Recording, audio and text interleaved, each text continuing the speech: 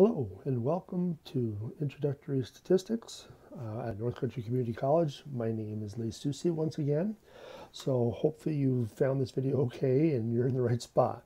So today is just going to be looking at the very first lesson of the course, section 1.1 from our textbook, which is Triola. So the first thing we're going to do is switch over to a set of slides to get us through this first bit of material. Now, please note that this first chapter is a lot of terminology and it can get a little dry. There's not a lot of math in it. So again, I'm going to try to get us through it fairly quickly so you're not pulling your hair out. But in the meantime, just try to pay attention and see if there's anything that you're not sure about and take notes. Most definitely take notes. So let's switch over to this screen. All right, so hopefully you are looking at your lecture notes in the booklet, and it's going to, again, all the slides in there should coincide with these PowerPoint.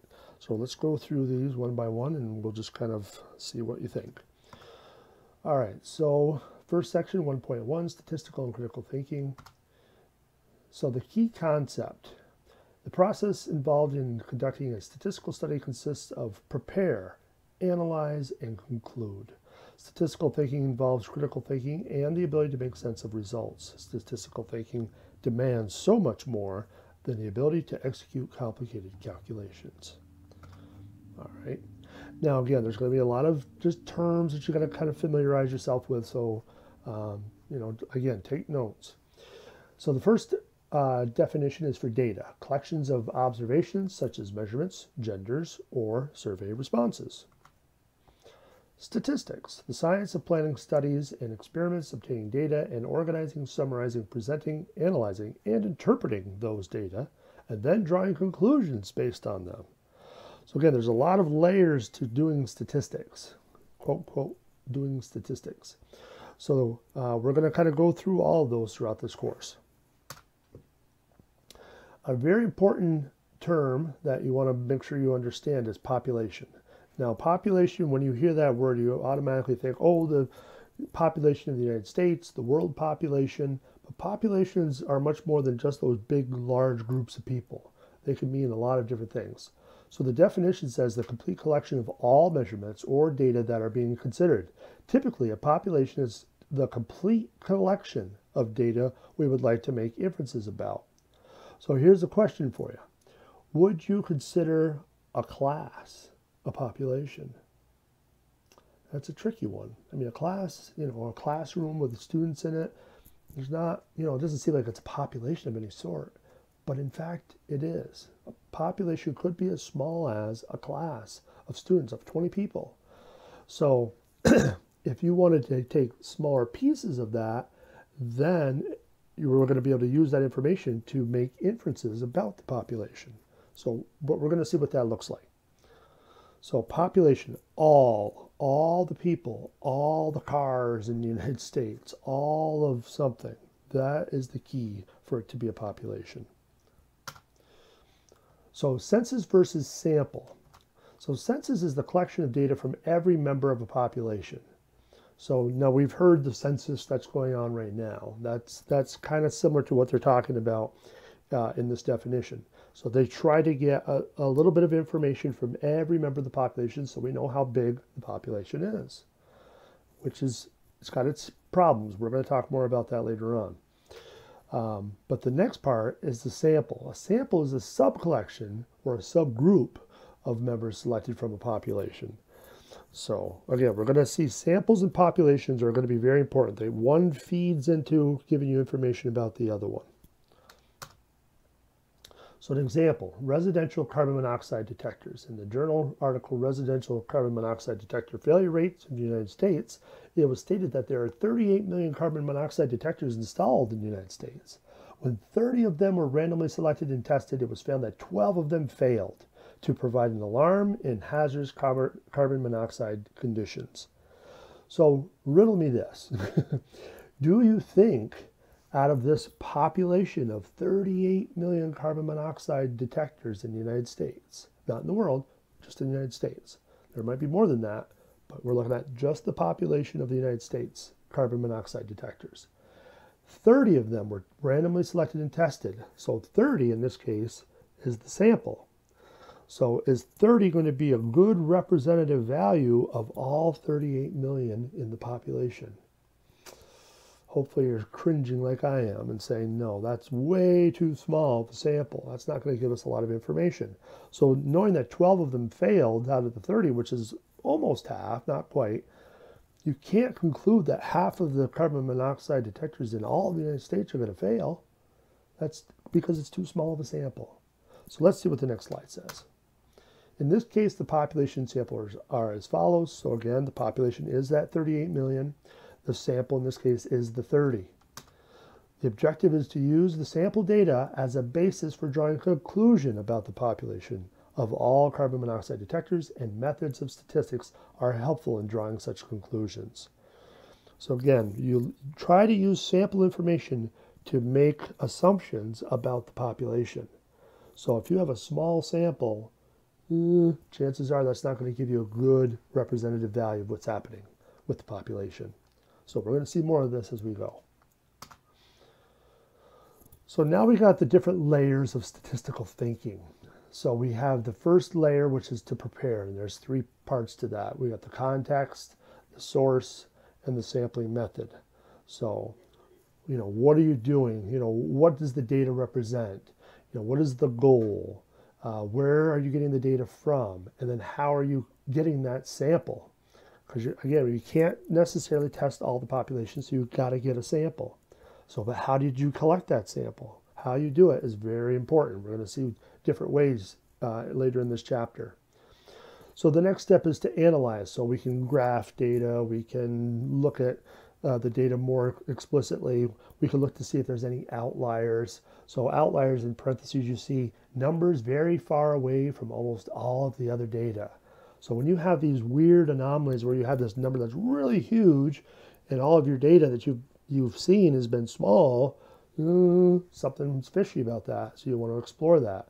And vice versa. If you've got a number that's really, really small, but all your data is large, something's fishy. So you want to ask questions about that. So how are the data distributed? Are there missing data? And so on and so forth. And then applying statistical methods, which we're going to see all kinds of methods shortly enough. And then the concluding part. Do the results have statistical significance? Do they have practical significance? So we're going to be able to answer those questions as well. All right, so here's some examples. If we're going to prepare, we have pleasure boats and manatee fatalities from boat encounters. So we got all these different pleasure boats in tens of thousands, and we have all these manatee fatalities. And so first question you might say, is there some sort of relationship? Do we see some relationship between the number of pleasure boats and the number of manatee deaths? So the table includes the number of registered pleasure boats in Florida, tens of thousands, blah, blah, blah, blah, blah, blah, blah. Okay. The format of the table suggests the following goal. Determine whether there is a relationship between the numbers of boats and the numbers of manatee deaths from boats. So if you were to just look at this small sample and try to make a conclusion about that, what would you say? Would you say that if the deaths go up, do the number of pleasure boats go up? That's a pretty common relationship. More boats, more deaths. Less boats, less deaths. But we're really not seeing that here. So we have, this a pretty flat amount of pleasure boats, these first two examples, 99 and 99, but look at the deaths. There's no relationship. And you can kind of see that it fluctuates. It goes up and down, and there's no real pattern that we can try to surmise and say, oh, I know what's going to happen. If it's this much, then there's this many deaths. We can't determine that based off of this sample. So, source of the data. So maybe there's a problem with the data. Maybe it was false. Maybe they screwed up something. So the data in the table are from the Florida Department of Highway Safety and Motor Vehicles and the Florida Marine Research Institute. The sources certainly appear to be reputable. So it's not just some Joe Blow off the street, saying, "Oh, this is the factual information." So no, it's from reputable spots. Sampling method: the data were obtained from official government records, known to be reliable. The sampling method appears to be sound. So again, all sound. So that's good. So now when can we have problems? And here's a big one. This one, big red flashing light should be showing up around this, if I could do that, which I probably could. But a voluntary response sample, these are ones you've got to be really careful about because it's a self-selected sample, is one in which the respondents themselves decide whether or not to be included. So if there's a survey going on and you're saying, ooh, that looks interesting, I'm going to participate in that, right there's the problem. If you want to be included, if you have some opinions that you want to express, that means it's voluntary. That means you could be steering it wrongly, not on purpose, but it's just because you're so passionate about it, it's not random. It's not a random occurrence. And we like things to be random in statistics. So we're going to see some examples. The following types of polls are common examples of voluntary response samples. By their very nature, all are seriously flawed because we should not make conclusions about a population on the basis of samples with a strong possibility of bias. So, internet polls in which people online can decide whether or not to respond. So if you're online, yeah, I mean, not everybody's online. So that's bias because people that don't have the internet, they can't participate. That's not fair. Mail-in polls, which people can decide whether or not to reply. Well, okay, you get a survey in the mail. Forget this. I'm not going to fill that out. I'm going to throw it in the trash. Or, oh, I got to give them a piece of my mind. I had a bad ordeal with them, and I want to let them know about it. So, again, there's bias. That's not good. Telephone call-ins, which newspaper, radio, or television announcement asks you to voluntarily call a special number to register your option. So again, you're choosing to respond in all of those cases. You don't have to, but you're choosing to because you want to. And that's not random. That gives bias. Okay, so here's an example. Nightline asks viewers to call it with their opinion about whether the UN headquarters should remain in the United States. Viewers then decided themselves whether to call in with their opinions, and 67% of 186,000 respondents said that the UN should be moved out of the United States. So again, 67%, that's two-thirds. Two-thirds of the people that responded said yes. And there's 186,000. That's a pretty big amount of people that responded. But is there bias in there? If they choose to call in, that's a problem. In a separate independent survey, 500 respondents were randomly selected and surveyed, and 38% of this group wanted the UN to move out of the United States. Now, again, you might say, well, what's the problem? Why would 500 be more legitimate than the 186,000? That seems like a really small sample compared to the 186,000. Well, let's see what they say. The two polls produced dramatically different results. Even though the Nightline poll involved 186,000 volunteer respondents, the much smaller poll of 500 randomly selected respondents is more likely to provide better results because of the far superior sampling method. So again, random is going to be something we're going to see over and over again. We like things to be random in statistics. If you're staging things or if there's bias when you're doing a statistical survey or study, that's not good. It's not going to give you good results. So voluntary response samples are most of the time bad. It depends on very specific situations where it might be okay, but most of the time you can pretty much guarantee it's going to give you biased results. So you want to avoid them.